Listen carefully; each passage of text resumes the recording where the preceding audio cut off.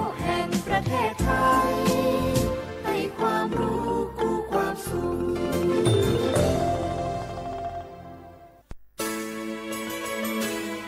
สถานีวิทยุกระจายเสียงแห่งประเทศไทยจังหวัดเชียงใหม่ AM 1476 กิโลเฮิรตซ์สถานีวิทยุภาคภาษาชาติพันธุ์แห่งเดียวในประเทศไทยที่มีความทันสมัยเชื่อถือได้สร้างอัตลักษณ์กลุ่มชาติพันธุ์สู่สากล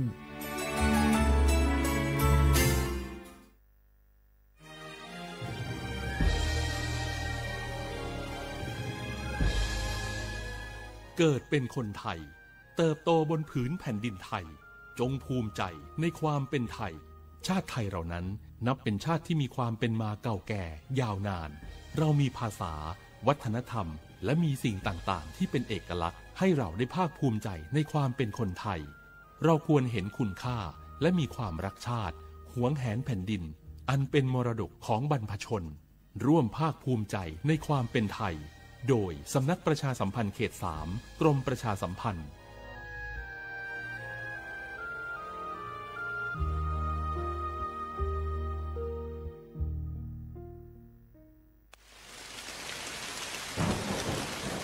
หน้าฝนทีไรแถวบ้านหนูดินถล่มทุกปีคุณครูมีวิธีเตรียมพร้อมรับมือเมื่อเกิดดินถล่มบอกให้หนูรู้ได้ไหมคะได้สิครับนักเรียนดินถล่มเป็นภัยธรรมชาติที่มักเกิดคู่กับน้ำป่าไหลหลากถ้าเกิดฝนตกหนักนานกว่า6ชั่วโมงน้ำในแม่น้ำและลำห้วยจะเพิ่มสูงขึ้นอย่างรวดเร็วน้ำจะมีสีขุ่นมากกว่าปกติดังนั้นเราต้องสังเกตความผิดปกติมันติดตามข้อมูลสภาพอากาศและประกาศเตือนภัยสำรวจสภาพความเสี่ยงของพื้นที่วางแผนและศึกษาทางหนีภัยแล้วถ้าเกิดดินถล่มขึ้นจริงๆเราต้องทำยังไงบ้างคะคุณครูถ้าเกิดดินถล่มเราก็ต้องรีบอพยพไปตามเส้นทางที่ปลอดภัยให้ห่างจากแนวกันไหลของดิน 2-5 กิโลเมตรนะครับอย่าอยู่ใกล้ลำน้ำเพราะอาจได้รับอันตรายจากหินหรือต้นไม้ที่ไหลมาตามน้ำเลี่ยงกันใช้เส้นทางที่เกิดดินถล่มหรือกระแสน้ำไหลเชี่ยวหากพลัดตกน้ำให้หาต้นไม้ใหญ่ยึดเกาะและปีนให้พ้นน้ำห้ามว่ายน้ำหนีเด็ดขาดเพราะร่างกายอาจกระแทกกับหินหรือซากต้นไม้นะครับนักเรียนเข้าใจแล้วค่ะคุณครูหนูจะจดจำที่ครูสอนเมื่อภัยมาถึงหนูจะได้ปลอดภัยค่ะ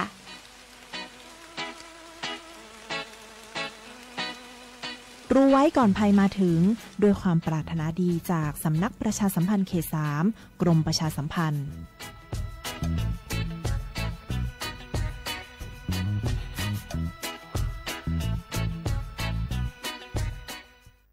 พี่จะพาน้องลงใต้สังคมพหุวัฒนธรรมต่างศาสนาแต่ใจเดียวกันชมทะเลสวยฟ้าใสที่ภาคใต้ชิมปลากุเลาตากใบขึ้นชื่อราชาแห่งปลาเค็มภาคใต้แหล่งผลิตวัตถุดิบอาหารสำคัญของโลกลิ้มรสผลไม้แสนอร่อยลองกองทุเรียนมังคุดเงาะความหลากหลายทางวัฒนธรรมทั้งพุทธคริสต์อิสลามและคนเชื้อสายจีนอาศัยอยู่ร่วมกันอย่างกลมกลืนภาคใต้แห่งสยามเมืองงามของไทยสำนักประชาสัมพันธ์เขต 3 กรมประชาสัมพันธ์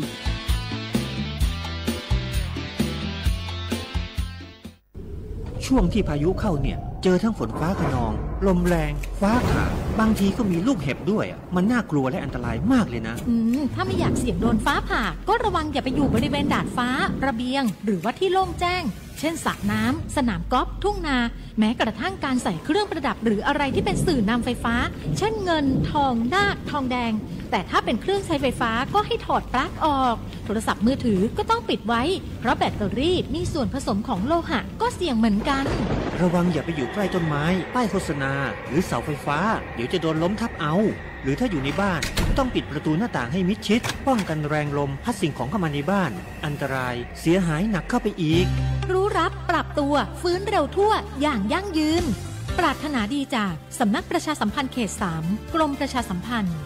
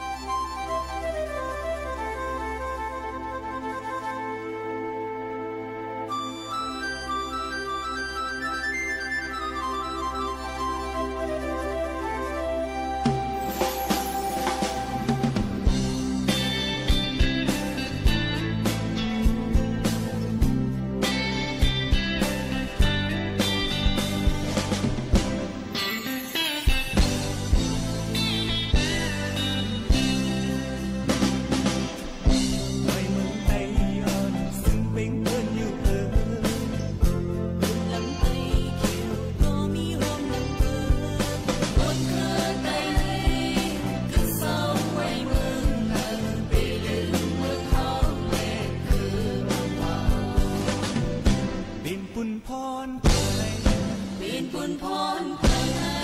กาเมมึงได้ขึ้นปากซอย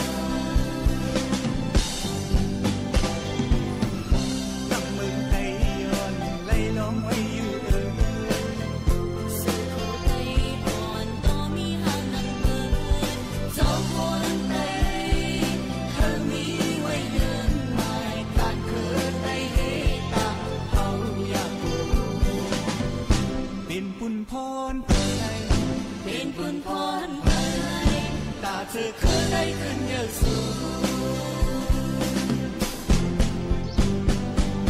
ไต้อย่าเย็นเป็นเธอบนไต้ไต้ไต้นำไต้อย่าบังคือไต้หายลาไต้ไต้ไต้เดินไต้ไต้อย่าอ้างเกินลืมตัวไต้ยนไต้ไต้ไต้อย่าบันลึกลายหายไปไต้นาเลไต้สาเทียนไต้ไต้เสียไต้กันไต้ลาไต้แม่ไต้อย่าฟันมึงไต้หายลาไต้คือเลไต้คนเจียมไต้ไต้เสียไต้คือมึงไต้เป็นไต้อันเดี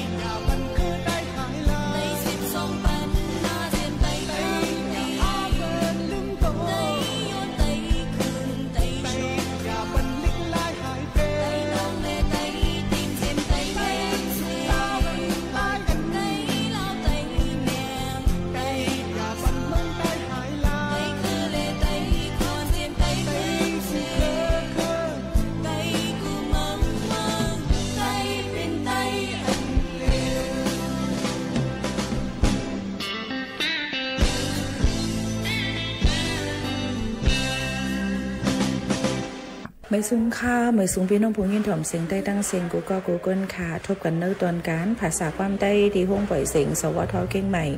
AM 147กิโลเฮิรตซ์ค่ะตอนแต่ในวันเมื่อในถึงมาในวันเสาร์ที่21เลินเก่าปีเครด2แห่งปลาย24ปีใต้2แห่ง1ปากปลาย18ปีก็3แห่ง3ปากปลาย86คู่ถึงมาเลิน10ลอง4คำค่ะอยู่จ้อมกันที่ห้องปล่อยเสียงเก่งใหม่ข่าวยาม10ถึง11มองในค่ะวางในพี่น้องเขายังถูกเรื่อยๆฟังนำชมนำร้องกันอยู่ค่ะนะเมื่อในก็หางเฮียนไปเพลงความปั่นเก่าฝักตอนเรียนจุดถึงอยู่ค่ะสุดคำค่ะหัวก็ยังเล่าเชียงหอมเลียนนัดใจยอมเฮาปีเปียนนานมีที่เมืองกลาง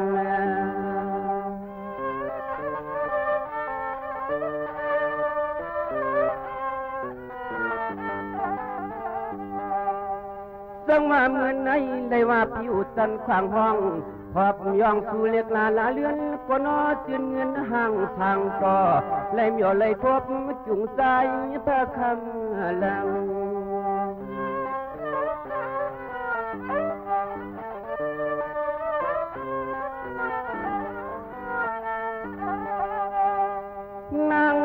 พี่เจ้านางอาลีพี่เจ้าอันกะวันฝนมาว่าเฮาตัวหือยามทบจุงมันยา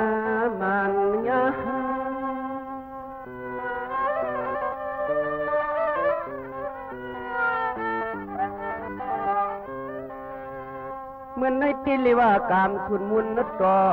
พี่สังเลยเมียวเลยพบงบสุเรียกลาเลื่อนก็จินเมียนหนุ่มข่าวน้ำเตียงกา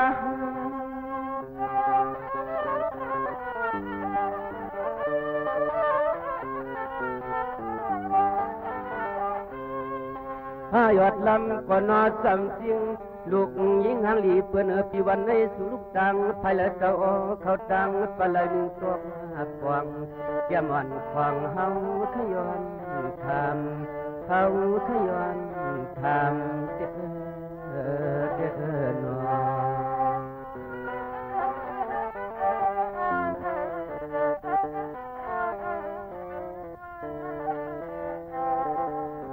ในจิตกว่าพวนตังว่าเชื่อนเดือนหอมลิงยังสามฟังน้องพี่เฮาความยำทบ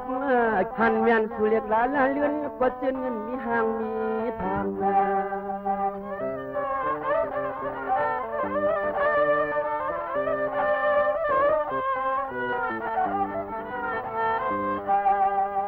วันนั้นใน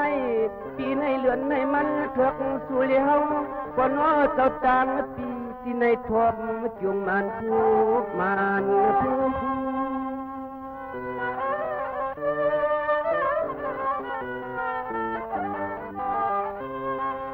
นี่เนี่ยปีก็ย้อนนั้นคำต่อ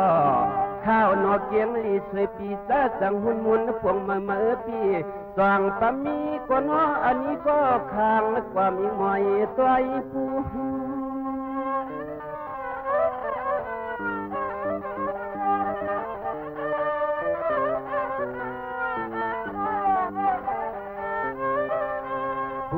เจ้ป้องหัวใจเลยหันในยักเลยตัวผู้กวยว่ามันพิสามตัวเรียบเสียสามีก็กวางพอตัวไว้สับว่าสับยำสับไปลวงเจ้น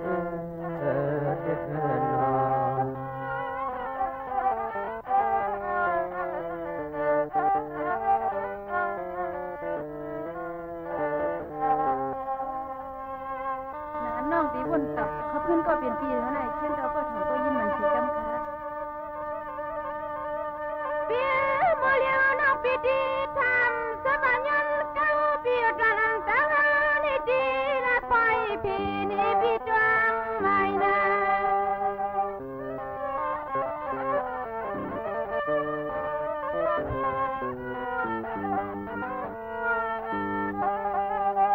ใส่น้ำฟ้าน้องยิงปีมีจื้อก็ติรานี่ปีแค่นั้นตัวเปิดตัว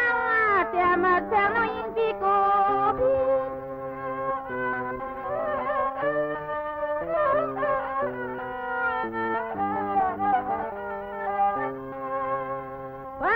เมื่อน้องมาลัดเสือมีที่พิษปึงเครื่องเกิงกว่าใส่ก็แค่นาตัวใส่ข้างวังปันนาปีนา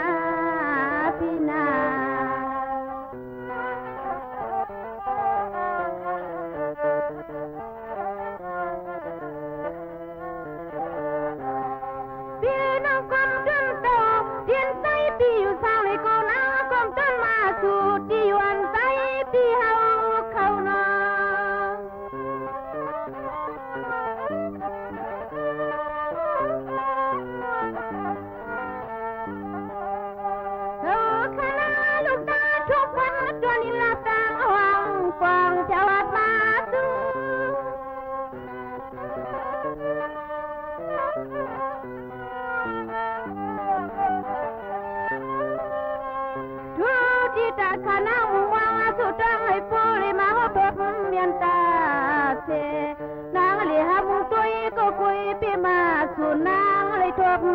คุณนี่นอน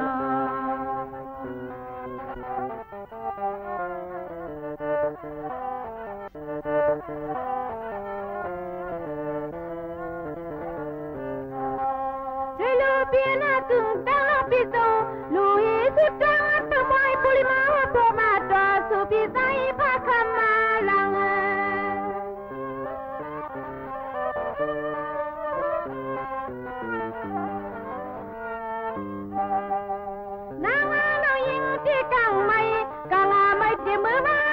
โนถึงปืตางภายใต้พิธีมา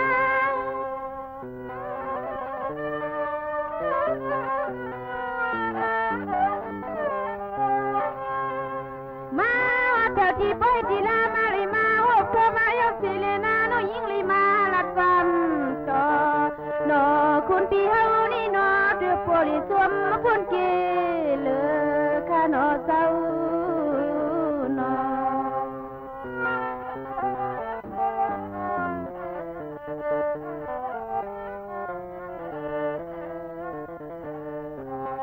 เรื่อยๆพยายามพิจารณาสิยิ่งว่ามาคับอีจอใส่คำมาเบี้ยวลิสืบจอใส่ยินบนในใจ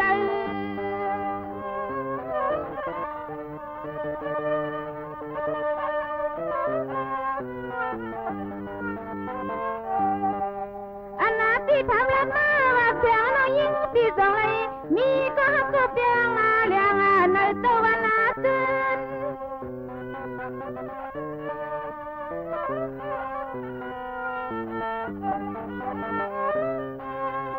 พอหลังก็ตีเขาเป็นนาเฮือนนาเยี่ห่มดังเลี้ยงอีที่ตื่นวันทางคุณพี่นี่น้องมีดีกว่าเมืองละมีลูกใจเพิ่กวยนา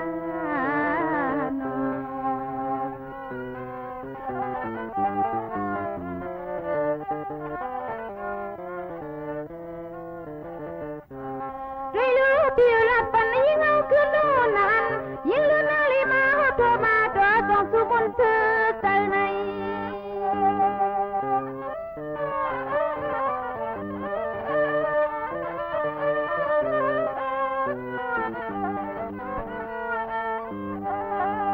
อันนั้นนี่พูดมาสู่บนเธอก็เข็นตัวมาละไทย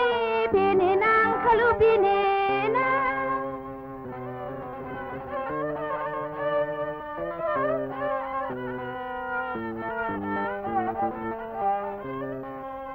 ยามาเมื่อเดี๋ยวนี้ใจที่พี่มาก็น้อยกว่าเลยมาละความต่อโนหอมน้องยิงปึ้งมองอยู่ย้ำคำย้ำนานี่โอน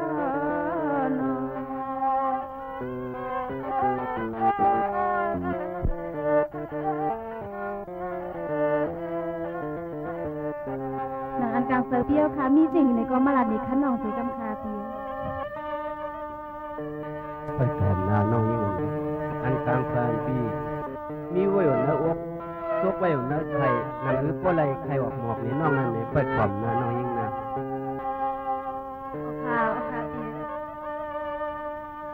หัวตีเชียงลีพี่เขาเมียสวย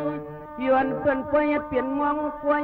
เปลี่ยนมองกวยก็น้อยย่องเปียงไทยเตียนจอกเวียนอยู่นอ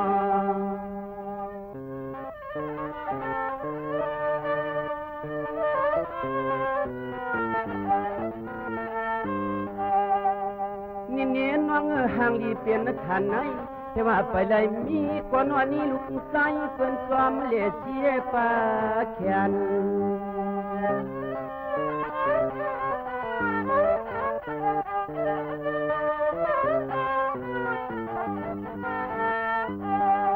เลียนโยยักสวยหน้าตาแจ่มกลางเรียกนางเตี้ยเหมือนห่างสิเลียเปลี่ยนลูกเมียสิกาเปียวพนันผู้สอนที่สอนท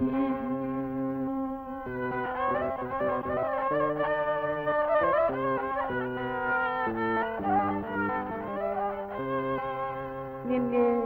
เลียบเตียนนางเนื้อสลุนชุนขาแข็งเขียบเปียตวงลายหมอบเจก็มี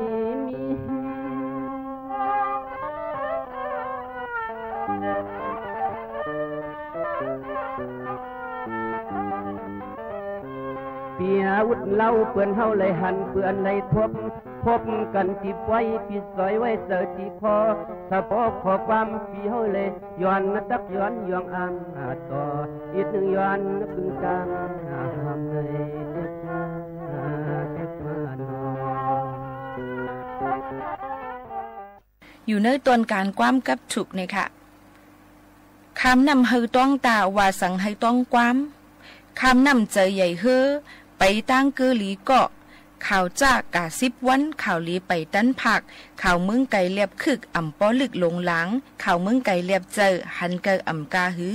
ข่าวตั้งยาวอย่าเอาเน็ตคองเตเปียดอย่าเสียหลายข้าวยามกาหงห้างอย่าปันพังเป่าลิบข้าวเหตุการณ์อำลีนางอุบแขกเปิ้นแสกแหลกอำลียุ่มลูกยิงในค่ะฝากไว้ปันพี่น้องเขาเป็นความกับทุกในวันเมื่อในค่ะ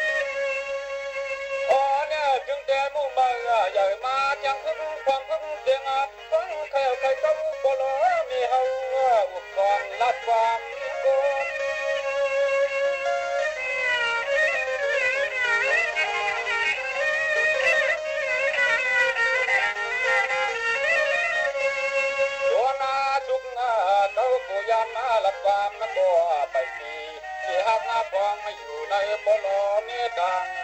ฟองนั่นนอนั่นนอ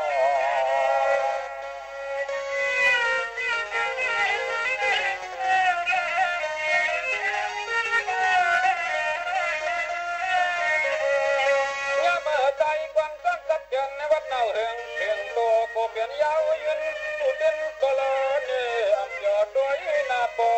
มอง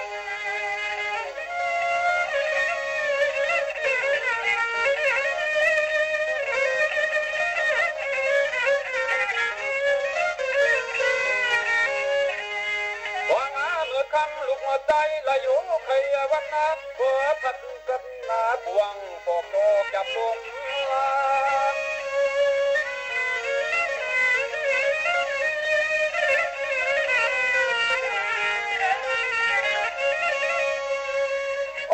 ส่วนกินว่ามอมโน่ส่วนกว่าวัดส่วนมาส่วนตั้งจริงเมียงเสียงลูกหลังมา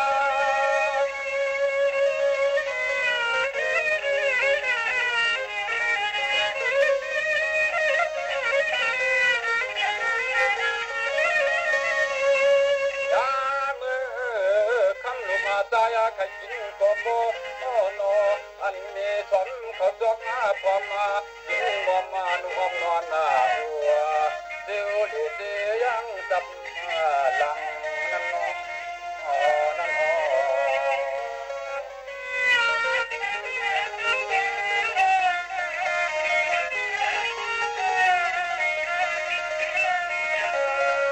ตั้งแต่หน้าถึงวันที่มุ่งมาอย่ามาหาหกขวบมาเอาเข้าอับมายังหน้าจังลงตั้งหูติ่งยามาตาโปเอ็นเนกัวลูกใจอันขี้ไม่ซับนักวาง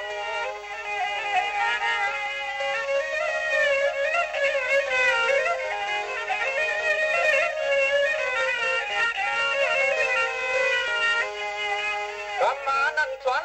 ลิกไลลุงใต้กัวหมอหูเจกูเมียวอะไรเจียวจังโมมักนาขึ้นตัว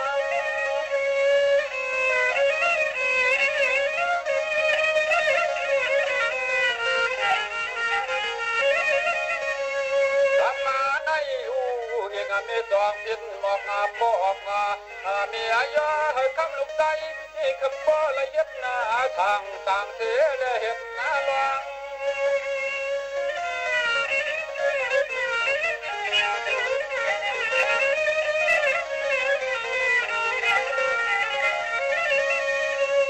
หวังเขาเงินนาขึ้นเห็นหน้าตั้งกวยเอาลุงใจขัดกวนนายุกยอยองขัดทางการนาทำนาโมนาอันไหนนอเนี่ยมันสำกุงยานามาตาอันไหนนอนอทุนเจียเจเปิ้นดังทุนเจียที่นอ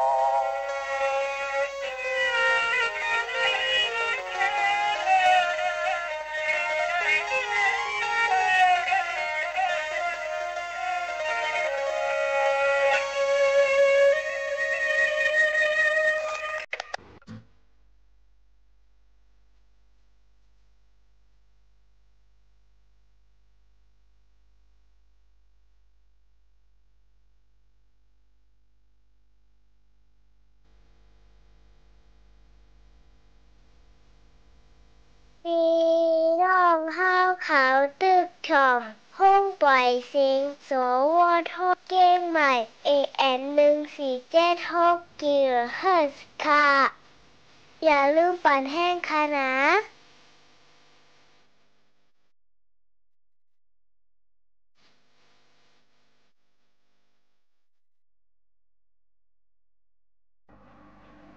ถ่อมด้วยความกับถูกกันค่ะโคลีโคปานาโคจ้าโคปาหลังโคไหล70เฮ็ดอย่างเหลียวอ่ำไหลโคล้อยๆขันกาโคอาปากขันป้อโคฮักอ่ำเอาไม่ไก่ปีตายเอาน้องเตี้ยนโคของเหมือนปัญญาซอกลายป่าหือหันก้นโคสร้างพ่อป้อเผอป้ายดอหลอกมันเงือโคสร้างพ่ออ่ำหลีป้ายดอหลอกโคลายโคเพอย่านุ่งเข้าปังจ้าก้นกว่ากะอย่าพันแพ่ผู้หญิงไหนค่ะในก็เจอเตค่ะบอกว่ากะมาไหนค่ะเนาะอันในอ่ำถูกเรื่อยๆกว่าเรียน นั่งยิงเขานั่นค่ะเนาะเตเฮ็ดให้ลองการก้าการขายนั่นมันติเกียนฟังกันไว้จอมเนี่ยค่ะกำนำในกลใจเขาในค่ะนะเพราะว่ามีเงินนำมาก็ล่ะเนาะค่ะมีหังหะหรือซื้อว่ากว่านั่งอุบกุมกันในเสียงเฮแล้วก็หาเอานั่งยิงเขาเห็นในนั้นค่ะเนาะยันนั่นแหละสังว่าใครกะมักมีในจึงอย่าไปเล่นนั่งยิงนะคะในก็อันก้นอยู่ไปตั้งเฮือนก็ถูลีเลเฮ็ดอันลีก้นอันออกตั้งก็ถูลีเลเฮ็ดอันรองลีย้อนนั้นแหละเฮ็ดลองนี้ในการมีใจสตามันกึมในการในลองตั้งกล้าตั้งขายกูลองก็อันนั้นก็ตีอยากมันก็ตีง่ายลมเจอมาไหนค่ะตีปวดจุกเป็นหลับปันเฮาขาให้เลยกะของไขมันนั่นค่ะเนาะย้อนนั้นอย่าไปเฮ็ดพิษเปิงมันล่าๆไหนค่ะพิษเปิงอีในกว่าใหญ่เตะในค่ะนะก็มาลาเดี๋ยวคณะช่วยอย่าไปมีเมน้อยนะในค่ะเนาะในตัวยุกอย่างมันค่ะนะก็มาว่าบ่สู่ออกตาเนี่ยก็หาเมน้อยนะในค่ะนะหำเอาเมน้อยโลเนี่ยค่ะเมน้อยไม่อิดเนี่ยมันเป็นอันเล็กอันออดนี่ค่ะนะเนาะบ่เป็นความตั้งปอดออกเขานั่นเอาอันน้อยในค่ะเนาะเอาอันนำค่ะมีเมน้อยเนี่ยมีเอนั่นนะคะว่าบ่เป็นความไทยเขานะเมียน้อยมีเอนั่นค่ะนะเนาะมีเก๋นั่นค่ะนะอย่างนั้นแหละเอาเมียมาแทงไว้เสียก่อนเนี่ยค่ะเนาะเยสังก็อำปอลีเนี่ยค่ะถูกใจมีก็มีใจพึ่งค่ะเนาะเผลลัดก็มันเกี้ยค่ะลองตั้งอันไหนก็กลายเป็นไว้ซึ่งหือก็ลีถูกลีหันถึงกลางใจเปิ้นกลางใจเฮาจอมเนี่ยค่ะลือฮือลือใจกันแทงก่อนค่ะเพราะนั้นเฮาข่าวอ่อนกันลือฮือลือใจถ่อมด้วยตั้งหุ่นนำตั้งหันกวางกันก่อนส่งขึ้นมาอุบโอ้กันแทงค่ะ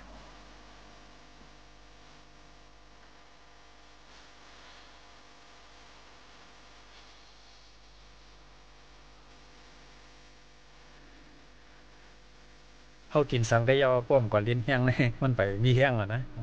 ลองว่าเลี้ยนแห้งในแต่โกนเขาเนี่ยเกิดมาต่อถึงพอตายเนี่ยตื้นเลยเลี้ยนแห้งในเขาลงนะบอกเขาว่าตัวก้นขาหักในก็ตั้งหลุดเลยไปเขาลงนะก้นขาหักเลยตึกพึกไปเลยไปไรเนี่ยนะตื้นตีเลยไปในเขาลงตื้นลองเลี้ยนแห้งในแต่อันรักมันเนาะเปิงหลงมันเนาะเราเลยเรียนวันก็หือในหลายชั่วโมงในจังมีค่ะก้นเท่าแต่ละเรียนเจ้าไหนก้นมันติเมียนจอมเขาในมีอยู่ค่ะมีตอนไผ่ตอนมันหลวนในแต่เขาก็เรียนทั้งเขาที่เขาหนอแต่ว่าเขาก็ใหญ่ไว้นั่นน่ะนะก้นหลวงเขาป่านในเลยหลวเรียนมอกาหือเรียนเบาๆเนี่ยเรียนนักเนี่ยนั่นน่ะมันอยู่ที่เอ็นแห้งนั่นน่ะเนาะตื้นหลวไรตรงไรนึงเนี่ยหลวเรียนนั่นค่ะเนาะเรียนย่อเนี่ยจะว่าเรียนไว้ค่ะเนาะเข้าไปยำไหนก็เข้าไปตั้งไปไว้นะคะเนาะไปไว้ไปอย่าไปกึดไปลึกมอกกึ่งสมองไหนดีเก๋ค่ะเนาะนึงว่าไหนเนาะลองเรียนแห้งไหนมันก็มีหลายเมียวเหมือนวิทย์ยังวิทย์เอวเนี่ยกลมเนี่ยลูกนั่งเลยในเส้นไหนน่ะเนาะเขากลมนาเขาเนี่ยฮักข้อกะมาไหนมันก็มีลายนะครับพอลองเรียนแห้งไหนมันเป็นซึ่งนั้นเพราะนั้นเหมือนใต้เขาอันเขาเวกโซนเฮ็ดไทยเฮ็ดนาฉะนั้นปังว่าเป้งป้อเด้อค่ะเป้งป้ออยู่ปอกไข่เลือกอ่ะคนใต้เขาได้เนาะอันไรพูดได้ก็กะอันเขาลีวันคนใต้เขาไหลแห้งในเด็กกว่าตั้งเลยก็ไปกำน้ำนั่นน่ะเนาะไปกว่าส่วนนี้ไปมาเนี่ยอันไหนมันเป้งป้อลีหนาวเนี่ยเขาไปการไปในลีที่สุดอ่ะคำว่าด้วยพี่น้องเจ้าใต้เขาจอมวันออกหน้าปังเจริญเฮ็ดไทยเฮ็ดสวนเฮ็ดนาใช่ไหมกันนะคำไรออกแห้งตรงหนึ่งอีสังขารก็ว่าเขาเฮ็ดกันเต้ๆเฮ็ดกันกว่ามากก็คำบ่ขี่รถขี่ก้าสังกะกว่าไม่กำไรอาซาโกยาวหรือโอกาสทั้งเปลี่ยนก็ยอมด้วยเขาก็ทำอยู่ลีค่ะเนี่ยใช่เนี่ยไปตั้งกว่ามาในมันปอค่ะอ่ะตีเกสุดหนึ่งว่าในป้อมยอมเป็นหนึ่งครึ่งซูมองในปอเขาไปกว่ามาในมังก็ในกว่าเป็นซูมองกันนู้นเนาะกว่าซูมองมาซูมองนู้นปอลีหนาวแหละใครเอาไปกาก็มันเดินมีแห้งนั่นว่าไปในแต่เนาะการเลี้ยงแห้งมันก็มีหลายเมียวเนาะซ้อมหนังอาซาเขาเรียกอาซาเขาใหญ่เขาเรียกอะไรมอกาคือนั่นน่ะวิจัยทุนเฮาซ้ำกวนวันทำเด่นแห้งเสื่อค่ะพอ3 วัน 1ปอคือในค่ะเดลูกเรียนกลางในเต็มเจ้านั่นน่ะนะลูกเรียนกลางในเต็มเจ้าว่านั้นก็ไปตั้งไว้เห็นนี่1 ปัดในได้คำปันย่อมก็3 ชั่วโมงได้เนาะ1 ปัด 3 ชั่วโมงเลยเนาะก็ไรหัวไผ่อยู่ลีบนร้านซึ่งนั้นกันเนาะคาได้ขายเฮ็ดจังนั้นวิจัยชนอะไรว่าเรียนเฮียนเตี้ยเนาะไผ่อยู่ลีเนี่ยเนาะเหมือนว่ากินตั้งย่ำก็สมหูทัดเจเมียวหลีอาร่างมีสังสมไผ่หุงของพระกอกัดเดี๋ยวไผ่เรียนแห้งก็หูเนี่ยจงว่าช่วยวิจัยชนตึกหนุ่มเนี่ยตึกหนุ่มอันนี้ก็ดีไรเยิงเตี้ยค่ะเนาะคนเขาพอเขาหักดูเขาก็เพิ่มตีมาหักดูเขาเนี่ยก็วนจังไหนกันนะเหมือนซึ่งเขาขายเหตุการณ์ตั้งวันเฮียกำในเขากันกับหาเงินมาไหลมาในพอทำมาเปลี่ยนไปว่าซังเนี่ยเขาเปลี่ยนกว่าให้เลือนก็เสียงหมดเขาเฮ็ดหลายปีเหมือนกันฮะขายได้ขาวนเรื่องนั้นกันเนาะเขาขายเฮ็ดมาเงินก็เยอะพอกะขึ้นห้องใหญ่มอกเลือนเนี่ยมันอ่าน60,000 60,000เนาะครับลุงมันขายเฮ็ดมาเดี๋ยวไหลก็เหมือนกันเนี่ยอันไหนขาวนถึงซึ่งไหนกันเนาะหนังตัวเขาขาบ่ได้อยู่ลีมีแห้งแฮหนังเฮือบ่เต็มเป็นสังไงเนี่ยเขาก็ได้ด้วยกินแฮบ่หลุดไหลกินซึ่งไหนลีเนี่ยก็อันไหนลีเนี่ยก็เปียเทเนี่ยขาได้ขาเป็นซึ่งนั้นก็ขาได้เนาะกับแต่เหลียวในเผาซิมว่าเนาะโบราณลองตั้งกินมาไหนกินน้ำปลาพองอันว่าพองหวานกินน้ำนะคะเนาะข้าก็ถอมลองพายุรีอยู่ดาเซเนาะมันเชิงว่าลองพองหวานในพ ภายอยู่ดีเปิ้นก็ไปห้ามสังน้องว่าอย่าไปกินปลาพองในก็ไปมีข้อห้ามเนาะก็กะอันไรฮู้เต้ว่าพอกินพองหวานน้ำเนี่ยมันซ้อมคอซะนะคือซ้อมแก้มซ้อมหนาวเนี่ยมันสิหนาในครับนะลูกพลอยใช่ไหมยามยินค่ะยินค่ะก็กะมาเด้บ่หลีกินในก็อันฮู้ได้นะก็เฮาขาก็บ่ฮัดกินเต้งก็บ่ตัวขาได้ขาทำกินอ่ะตอนนั้นลิกเนินไล่ก็เปิ้นยามเปิ้นเผามาค่ะเนาะในก็คายามหันปองค่ะเปิ้นนั่งสารคัดเต้ค่ะอย่าไปเจอนั่นค่ะน่ะพองหวานในค่ะนะก็เพราะว่าบ่เจอก็เป็นพี่สั่งในแต่ก็คาได้คำต้องเอาค่ะเขาร้านมานำเต้เขาสารคัดกันเต้ค่ะลองในก็ก้อยว่าได้ว่าอย่าไปกินกันได้ยินหนูก้อยกะอันคารายินได้เขาก็ทอมอ้อมร่วมหนูละเสียงเขารู้เนาะภายทั้งไทยได้ว่าก็อย่าไปพอกินน้ำในก็ให้กินในนั้นน่ะเนาะอย่าไปกินน้ำในนั้นน่ะก็การลองในก็ปุ่นดาพี่น้องได้เขาได้แค่หน่อยเย็นกันเนาะก็การไต้ปันเก่าได้เพราะเก็บเจอของหวานคนเฒ่าคนแก่เขาหนังหื้นน้ำเจียมหวานนึกพาเขาเดี๋ยวมีมาเย็นว่าเขาแค่เอาปลาว่ากะโลว่ะกุ้งแห้งอ่ะจะในหิมเหมือดเอาแค่ค่ะก็การปันเหมือนในคาด้วยคาไข่ตกเจอเย็นพี่ชายทุนเสือกือมอกาก็ของหวานก็พวกเสือมอกนั่นขนาดบางปอกของหวานในมันตั้งดีหมดอ่อนตั้งเกลือค่ะอันขาดตัวทบในเราลองตั้งเปลี่ยนในเนาะลาดลองเลือดซุงในกันนะเนาะมันมีคนเฒ่าก้อนหนึ่งอาสาอะไรเสียซิบเปลี่ยนร่มเลือดซุงไงก็หาหมอนั่นน่ะเนาะมันมือซาว่าหัวเมากะหัวเมาแล้วก็หาหมอมีร่มเลือดซุงไงหมอก็ปัญญามากินนั่นน่ะเนาะกินได้กินทันทีก็ตา3 ปีกำเดียวนะกินทันทีคนเฒ่าในก็กินพอใครกินนั่นน่ะเนาะพอเบื่อแบบนั่นน่ะเขาก็สามารถเวดังกินนั่นน่ะเวไข่เวมันเนาะเกลือเสียมใช่ไหมน่ะเนาะพองหวานก็เวน้ำมันก็เวมันตั้งหลงนั่นน่ะก็เกี่ยวกับมันตั้งหลงในก็เวกินให้อิดกินอิดกินน้ำให้เพราะว่ากินอิดเต็มใจก็กินอิดกับในอันยามห่วยก็เขาเอามาเฮ็ดเนาะมันเสื่องเคล็ดหลอดคือเนาะผักกำปืนที่ว่าผักกี้เขนการใหญ่ๆนั่นนะนั่นเห็นนั่นเป็นยาเลือดสูงกำเดียวรู้เนี่ยในเพิ่นก็ว่าซึ่งนั่นเนาะเคล็ดหลอดเฮผักปึกแหลงมะเขือส้มเนาะกล้วยน้ำว่าอันนั้นกล้วยน้ำว่าเนี่ยเป็นกล้วยไรแข็งเนาะซ้ำแทงนมเขาใส่ผักหมี่ฮ้อในอิดซ้ำมะเขือส้มเนาะอะไรมาใส่ล่อกันนี้อันเหมือนเสื่อว่ากล้วยในห้ำเฮ็ดอันทัดเสียมมันนั่นน่ะใครบ่กินง่ายนั่นเนาะเอามาใส่ล่อกันเนี่ยก็มาปั่นเลี้ยวๆนั่นน่ะเนาะมาปั่นเลี้ยวๆมาอีกเลี้ยวๆนั่นน่ะกิน1 วันหมกหวานข้าวซอยเนี่ยก็1 ปอกให้กินข้าวอะไรก็ไหลนอนปอกเนาะกินนั่นน่ะเนี่ยก็กำในโกนเท่าในหมอก็มาจัดด้วยอารมณ์เลือดสูงในหายกำในโกนเท่าก็ซ้ำใครกินในกาอันอียาเนี่ยหมอก็ว่ากินอียาเนี่ยเมื่ออยู่เฮือน7 วันพออยู่เฮือน7 วันน้องเราไปขึ้นมาหาหมอขึ้นพอเมื่ออยู่เฮือน7 วันไหนก็มาหาหมอขึ้นหมอก็มาซ้ำด้วยเลือดว่ามีเลือดสูงอะไรนั่นน่ะเนาะเขาพูดตัวว่ากินอันไหนแล้วรวมเลือดสูงในมันหายเนาะให้นั่นก็กินกว่าอันไหนติ๊กๆนั่นน่ะเนาะห่านตอมเร็วก็ตื่นมีรวมเลือดสูงในนะเหมือนตั้งในเมื่อสักเลย70ในตั้งสักคอนเต้ากันนะกว่าไปในซอกคอนเต้าเผื่อถึงมือเลี้ยวในอาซักได้82คอนเต้าก็ต้องในซักก่อนนะเวลาคนเท่าในก็ใส่ออกแห้งเฮเนาะออกแห้งไปกับไปมาตันหมอกไปไรนั่นน่ะเนาะใส่เลี้ยงเสื่องก้นหนุ่มไปกว่าไปมา1 ชั่วโมงเนาะตั้งพักหนอกเลยใช่ไหมมาปั่นลอกกันในกินใช่ไหมก็เปลี่ยนยาวนะพักหนอกก็ใส่ไรมันใส่ไรพักหนอกก็ลีนะอันไหนให้ไหนกินในก็ลมเลือดสูงในก็ตื้นหายไปเต้ตื้นปอมากขึ้นในปอนะเหมือนอียาอันเหมือนอียาเป็นอันเนาะเขาคู่ลีเดียวว่าน่าจะเป็นการตัวทั่วอะไรคู่เนาะกล้วยกับข้าวหลูวีตั้งกินนั่นน่ะซ้ำหลูออกแห้งนั่นน่ะเนาะของหวานเขาจะในกอมกินเนาะกือจิ้มกอมกินซ้ำอันได้คู่หมอว่าก็ซ้ำพวกนั้นอย่าไปไว้ใส่สุกในกันเนาะอันนี้ก็ลำลองเนาะอย่าไปใส่ลีนั่นน่ะเนาะเพราะใส่ลีหนาป่นก็มีส้มซื่อพอมีลองส้มซื่อหนาป่นเนี่ยเขาโหลดทิ้งใส่เข้าไปมันนั่นน่ะร่มเลือดสูงในโหลเลยเฮ็ดจังไหนนั่นก็สมาธิในลำลองนั่นเอาลงไปมันพอเฮาลองส้มซื่อเนี่ยก็อย่าไปส้มซื่อหนาป่นพอเฮาลองขี้เนี่ยก็อย่าไปขี้นั่นน่ะเขาโหลเลยทิ้งใส่เข้านั่นน่ะเนาะอันไรตัวโทษอะไรผู้เลยลองไผ่อยู่ลีในผู้ซึ่งเหมือนกัน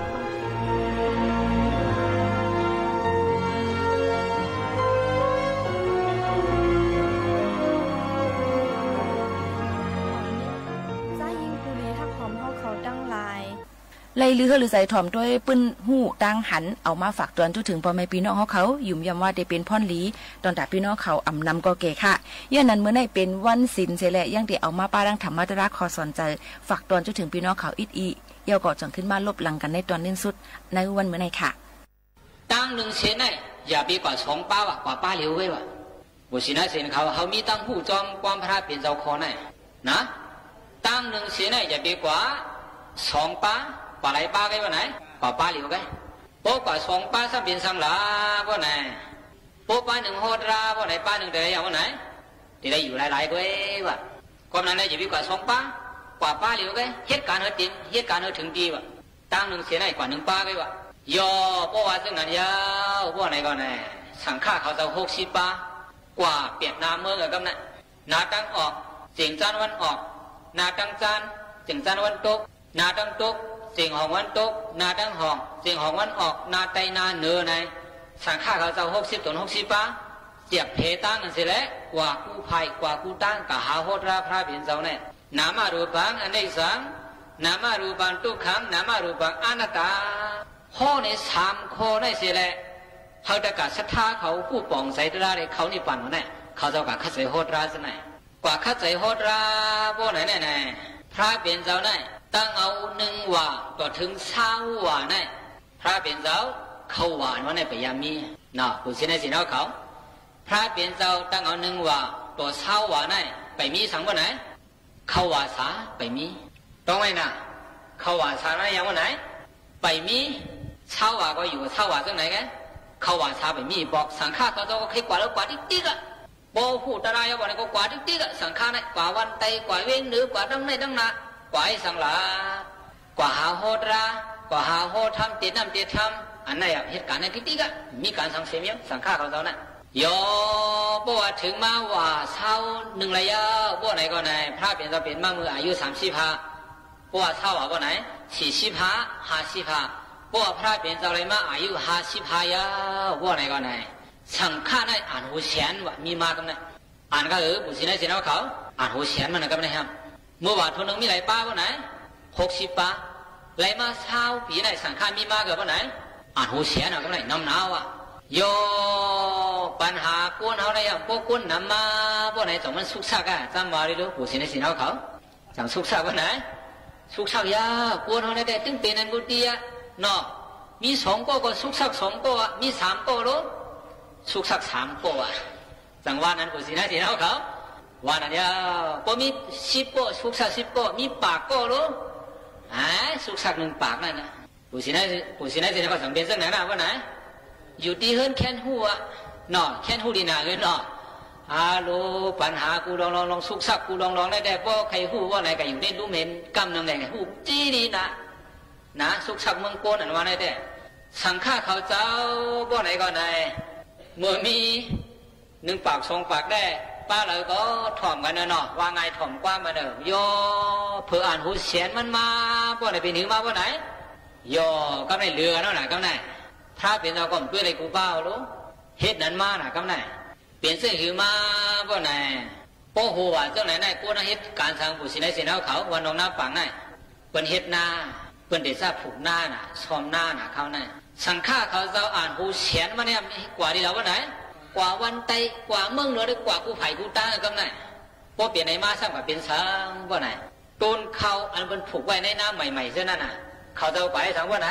ไปเหยียบเนี้ยน่ะกว่ากลางวันนี้หันตาพวกกว่ากลางค่ำมันจะหันตาว่าไหนหันตาเหยียบเมียกันซะนั่นน่ะพอเหยียบเมียว่าไหนก็ไหนเจ้าน้ำหันใส่เจ้าน้ำกี่น้ำมากันไหนอาลูอย่าหันหัวลอมซะนะเฮ้ว่ามีศีลมีธรรมเฮ้ข้าวยำฝนตกในว่า3 เดือนอันว่าได้อย่าไปว่าก้นละไหนว่าตัวนกอ่อนเขาไหนยังตื้อเฮ็ดห่างเสียแล้ว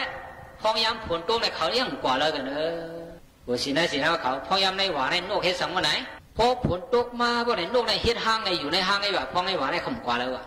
พอเอาในปันกูบอกว่าอาลูตัวนกมีตังหูไหนเป็นดังเฮ็ดห้างเสียแล้วโซ่พอยโซ่ผลว่ะอย่าหันหัวดอมซะไหนให้ว่ามีศีลมีธรรมเป็นเจ้าศีลเจ้าเมียดยังตื้อสังวันไหนกว่าวันไตกว่าวันเหนือในสังคมป่วยหมออยู่เป็นเช้าเป็นตีในอาลูความของในเขามาที่หูพระเป็นเจ้าปกความของในเขามาบ่ไหนก็ไหนพระเป็นเจ้าหรือว่าไหนจังว่าอะไรว่าความของในออกมานั่นพองยำในว่า3 เดือนก็เป็นสังฆายาหันกูดนกูป้าตีไรอยู่ตีเหลียวก้อยอันนี้อ่ะขอไหนกันเขาหวานวะเนี่ยน่าบุษีในสินเขาหน้าต้องไหมน่ะก็เพราะว่าสังฆายาหันเขาเจ้ากว่าวันใดกว่าวันเหนือก็หยิบเนี้ยตึกให้ลอกหน้าเพิ่นแล้วเอาลงในปิ่นลงตังมันเสร็จแล้วสังฆายาหันเขาเจ้าไหลเขาว่าสามารถหันตัวเฮายำมาอยู่ในยาหน้าบุษีนั้นเสียงเขาหน้าต้องไหมน่ะบ่นั้นจริงบ่ไหนเขาว่าอันนั้นในตาเผยไว้บ่ไหนแต่สังขารเขาจะไปจากก้นเฮิรนปะเนาะสังเกตว่าก้นเฮิรนก็เลยเขาว่าบ่ไหนแต่ เฮ็ดอะไรเฮ็ดนั่นไงถึงที่ไรเฮ็ดว่าไหนไอ้เขียนไม่เฮ็ดเราเขาจะนั่นหนูปิกมดไปเขาหนูอึบเขาต้มเขามดไปเสียเนาะอันนั้นไหนลองเข้าว่าสาได้เป็นลองตั้งไงอ่ะเนาะกุยกะวันนั้นสีตาไหนก็ไหนกับปันมาเหลียวในซ้ำเพราะว่าเข้าว่าสามาเยอะเพราะว่าไหนก็ไหนจะเป็นตะกะเขาจะเป็นพวกมีหัวเขาไหนก็ใช่ไม่เหลียวว่าไหนสมวันกันเข้าว่าสาซ้อมมากันนี่ครับนอนกันนอนจ้องในจังเฮ็ดมาว่าไหนเฮ็ดมาอย่าโป้ออกว่าละทางบ้านนอนกันนอนจ้องแถวว่าไหนโป้ว่าซ้ำเมียก็ไม่ได้ฮะนอนจ้องเมียวะนอนในว่าไงวะป้อไหนก็ไหนพิงทุ่งเล่นจับมาก็ไม่ได้วันกันเข้าว่าสาเฮ็ดไหนก็ไหนหนอพูดเท่ากันหนอใช่ฮะเฮ็ดไหนมาจ้องกันไหนก็ไม่ได้กุยกะอันคนเขามาเข้าว่าสาได้บอกว่ามานอนกันนอนจ้องก็ไรว่าเข้าว่าสาอันเข้าว่าสารเต้นมันได้เป็นยาสังฆาเขาเจ้าอันว่านั่นแค่ดอบุษในสินเขาวันกันตวงไว้เนาะวันนั้นเป็นลองพิงทุ่งเมืองเขาน่ะเข้าว่าสารวันนั้นเนาะความสงคมมันไกลนั่นน่ะเจ้าคู่ใครว่าในบุษในสินเขาพระเปลี่ยนเจ้าในหนึ่งว่าต่อเช้าว่าในซ้ำใจสังฆาท่านเขาเจ้ากว่าวันไต้วันหรือเขาโหดละถึงมาเช้าว่าในซ้ำมาหรือว่าไหนอย่าปีกว่าดีแล้วเขาอยู่ดีเก่าดีเดียวบุษในสินเขาตีทัดสังสิความสองคอน่ะอันไหนน่ะ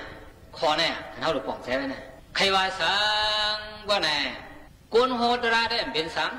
กว่าวันไต้วันเหนือเก่าตั้งในตั้งนากุนอันถ่อมตระน่ะเพราะว่ามีอยู่ดีเก่าดีเดียวเลยถ่อมเพราะไหนจังเลยหมอจังเลยหูตะปุชินะสินเขาจำนิ่มแกจำนิ่มปุชินะสินเขามาอยู่ร่วมกันที่ในการในจ้องน่ะมีอยู่โยมอก70-80น่ะเนาะว่าจังไหน70-80ในว่าไหน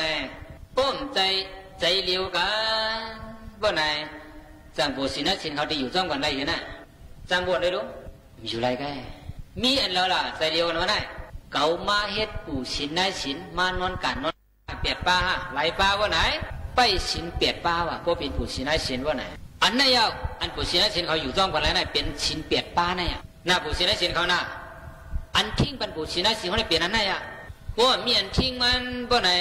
จังบุษนะสินเขาได้อยู่ร่วมกันไรว่าไหนมีอยู่ร่วมกันไรใจเอาเนาะนับหนึ่งการเป็นตัวใจสัตว์ว่าเขาขำแหมขยะนับสองการเป็นคู่ของคนอุปสาเขาขำหลักเอาขยะนับสามบ่เป็นที่หอดีเฮดีเย่ได้เป็นผู้เป็นเมนวนร่วมกันอ่ะบ่สินเปียดได้ว่าไหนเป็นผู้เมกันก็เขาขานอนร่วมกันขยะอัปรามาเสียเวเป็นข้อนั้นนับสี่การเป็นความเป็ดความเหรียญความป้องความเทิดความหลักความในรองในตาในเข้าคำลาดขยะมูสาวัตะนับห้าการเป็นน้ำเหล้าน้ำเมาการเป็นเครื่องเมาทั้งหมดทั้งสิ่งเข้าคำสุ่มสวดขยะว่าเปลี่ยนในแต่สิริกรมก็หลุดกันว่าได้เต็มมันก็เข้าบ้านทั้งเมาลุงนั่นเนาะที่เรียกว่าเจ้าคู่กันหลุดไปเมาเต้เลยแล่นหลุดตัวถึงมาแล้วนั่นน่ะเนาะคุยกับจำมักได้ของเมาหมดเลยว่าเปลี่ยนในแต่หลุดได้แค่ดีนะเขาว่าเนาะคุยกับว่าจับยืนในก่อนจังมือกันใจฮะน้ำปลาหกข้าวย่ำจำมดจำเซงค่ะเดย้อนผัดยันปอไม่ปีน้องๆเข้าเขามือกว่าก่อนค่ะโจกาเดผัดยันกันเมื่อแน่เลยเอาเพียงความกับถูกค่ะข้อความกับถูกฝากตอนจนถึงพี่น้องเขาค่ะลูกอ่อนหักตั้งกินนายศีลหักตั้งหลู่ปู่ศีลหักตั้งนอนลูกอ่อนหันนำไข่เหี่ยวก้นเทาหันป่าเหี่ยวกูตายอันนี้เอามาฝากตอนจนถึงพี่น้องเขาค่ะจะได้ค่ะลองตั้งกินตั้งยำนั่นกำนำลูกอ่อนเตอ่อนกันหิมกันกินนะคะพ้องไข่กินไข่นอนนั่นค่ะเนาะตอนด่านายศีลปู่ศีลเขานั่นในก็เตอ่อนกันส่งเหตุการณ์ตั้งลีกูโสกันในนั่นค่ะยันนั้นกูลองกูอันสังว่าเฮาคาข้ามพ้นรถไหลในจึงมันก็หลีก้อยกะหมังลวงมาตอนตาดีว่าลองตั้งตายอันว่านั้นเผามันตื้นที่อ่ำรถไหลอยู่ที่ว่าเฮาคาวันมือผูกแหล่จัดตีมาอันว่านั้นตีมีมือไหลนั่นก้อยนี่นั่นค่ะฝากไว้ปันปองไม่พี่น้องเขาเสวันเมื่อในข้าวหมูขาโน้นผัดยันมือก่อนส่งขึ้นมาหกมาทบจอมกันแทงค่ะเหมือนสูงค่ะโป้ปันพระเปลี่ยนสว่าโป้ตาวันใจกว่า2 นิ้วว่าไหนก็กลายเป็นอาหารการกินไว้วันเฮาขากินสังขยาวิกาลาโภชนะพวกกาปันมาเดียวก็พวกป่วนกว่า12 โมงกลางวันก็เฮาขากินสังขยาได้เป็นสินหมาย6สินหมาย7ลูกผู้สินให้สินเฮาเขาเป็นหาว่าไหนลองกาลองแหวนลองห้องความลองไหตึงลองเล่นกีตาร์ลองห้องคาราโอเกะลองปักหมอกลองตามุนลองตาน้ำหอมลองเฮ็ดหางเขาข้ามเฮ็ดสังเสียมิวขาย นัจจกีตะวาริตะวิสุกัตทัศนะมลากันทาวิริบานะความยาวๆนั่นน่ะเป็นอันไหนอ่ะเสียเนาะเขาคำกาใครอ่ะปืนกาเขาคำด้วยใครอ่ะเขาคำห้องเพลงใครอ่ะปืนห้องเขาคำถ่อมใครอ่ะเสียว่า